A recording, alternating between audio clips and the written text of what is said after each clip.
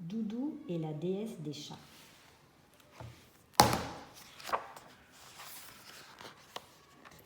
Doudou, applique-toi, gronde le maître. L'exercice n'est pas si compliqué. Le petit garçon est découragé.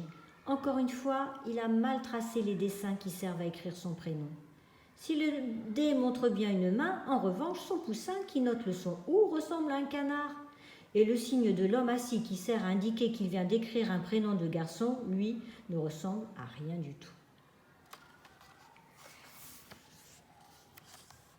L'école est enfin finie. Comme tous les jours, Doudou rentre seul chez lui. Soudain, un bruit le fait sursauter. Il tend l'oreille. Cela vient des fourrés de papyrus. « Un chat !» s'écrie Doudou. Le petit animal est terrorisé et ses poils sont tout hérissés. Doudou s'approche doucement. « Ne crains rien, je ne te ferai aucun mal. Est-ce un chien qui t'a fait peur ?» À sa grande surprise, le chat lui répond d'une voix douce.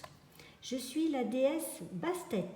Je me suis changée en chat pour observer de près les hommes de ma cité et voir comment ils traitent les chats, mes protégés. Mais un marchand m'a capturée pour me vendre au marché. »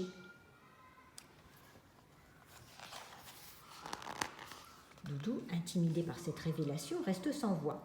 La chatte continue. « Grâce à mes griffes, j'ai déchiré le sac et je me suis échappée. Mais dans ma fuite, j'ai perdu mon amulette. Sans ce bijou magique, gémit-elle, je ne peux plus redevenir une déesse. » « Mais ici, nous sommes à Memphis, bredouille l'enfant. Ah, j'ai peut-être une idée. Allons au temple de Thoth, le dieu du savoir. Les prêtres magiciens pourront certainement nous aider. »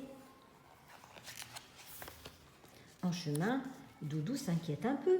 Certains racontent que Thoth a une allure étrange avec un gros corps d'homme et une tête d'ibis. D'autres disent qu'il a l'apparence d'un singe.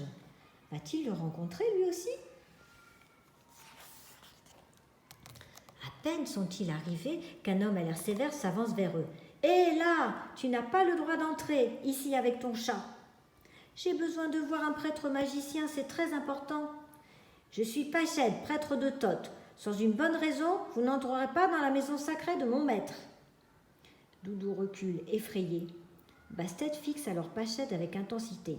« Je suis la déesse Bastet, l'amie de Thoth et de cet enfant.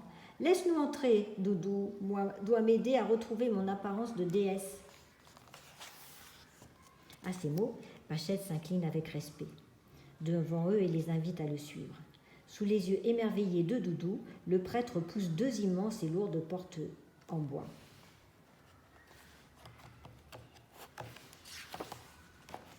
La bibliothèque du temple. Sur des mètres de hauteur, des centaines de rouleaux de papyrus ont été soigneusement entreposés par les gardiens de ces lieux sacrés.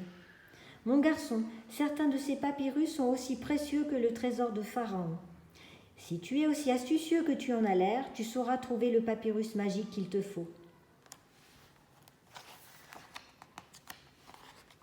Doudou n'ose s'avouer qu'il ne sait pas très bien lire. Comment va-t-il pouvoir reconnaître le bon rouleau ? « Par Ra, le puissant roi des dieux, gémit-il, j'aurais dû mieux écouter le maître à l'école. »« Mais Doudou, tu as raison, s'exclame Bastet. Il faut chercher le papyrus orné de l'œil de Ra. C'est l'œil qui voit tout. Il saura localiser mon amulette. Avec ce papyrus, on détiendra la formule magique pour la retrouver. » « Le voici !» s'écrie l'enfant en s'emparant d'un papyrus et l'agitant fièrement. « Bravo Doudou ! Maintenant, lis avec moi. Que l'objet invisible à nos yeux se révèle, que l'objet perdu à son propriétaire soit rendu. » À peine le sortilège est-il récité qu'un grondement pareil au tonnerre les fait sursauter. Doudou s'exclame. « Oh, j'ai l'impression qu'une main invisible me guide. Je sais où est l'amulette. Allons-y !» Le garçon et la chatte se précipitent au dehors et courent jusqu'à ce qu'ils se retrouvent devant un sphinx majestueux. « L'amulette !» Doudou est le premier à la voir, à moitié enfouie dans le sable au pied de la statue de pierre. Il ramasse le bijou et le passe autour du cou de son ami. L'amulette se met à briller. Émerveillé, le garçon voit la chatte se transformer en déesse. « Tu m'as sauvé, Doudou, je ne l'oublierai pas, » déclare Bastet. « Les hommes peuvent être cruels, mais grâce à toi, je sais qu'ils peuvent aussi être gentils. Si un jour tu as besoin d'aide, appelle-moi et je viendrai à ton secours. » Sur cette promesse, elle disparaît dans un tourbillon de sable. Le lendemain matin, Doudou se retrouve de nouveau en classe, assis sur la natte de roseau qui recouvre le sol. Il sursaute lorsque le maître l'interroge. « Doudou, montre-moi comment tu écris ton prénom. » Le garçon obéit, sûr de se faire encore une fois gronder. Et pourtant, c'est d'une main assurée qu'il trace à l'encre noire les hiéroglyphes de son prénom. Une main, un poussin, et encore une main, et encore un poussin, et enfin le signe de l'homme assis. « Doudou, mais tous ces hiéroglyphes sont parfaits, je te félicite. »